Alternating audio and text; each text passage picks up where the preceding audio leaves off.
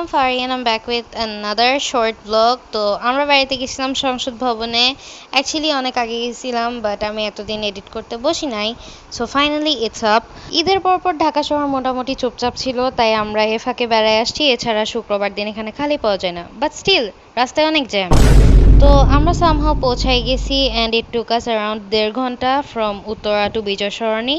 And পৌঁছাই যাওয়ার পরে আমি ভাবতেছিলাম যে what to do here, and আমি পরে রিয়েলাইজ করছি যেখানে অনেকগুলো স্ট্রিট ফুড স্টল আছে। So we tried out some, and সবার আগে we found this bread roll, যেটার মধ্যে একটা মালাই মিক্সচার ছিল and I really liked it. এটা খুবই অ্যাফোর্ডেবলও ছিল। এরপরে হাঁটতে হাঁটতে উই স সাম ফুচকার stall and we had to try it. ভেলপুরিটা ওয়াজ সো বাট ফুচকাটা একেবারেই স্টেল ছিল।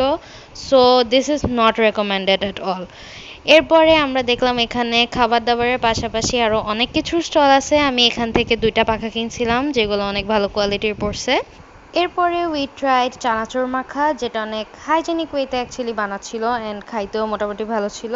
আর একটু ঝাল হলে ভালো হতো, so it's depends on preferences. And এখানে আসলে অনেক রকমের স্টল ছিল। I try to include some photos, যাতে তোমরা আইডিয়া করতে পারো যে কোথায় গেলে ভালো লাগবে।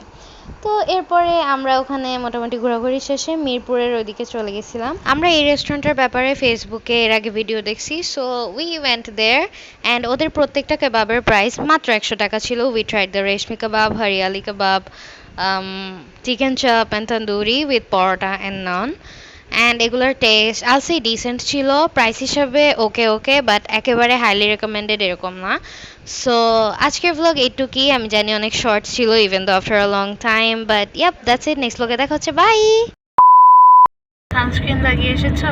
আমি সানস্ক্রিন লাগিয়ে আসি না। আসলে এজন্য এরকম হয়েছে? হ্যাঁ। Oh, that's sad.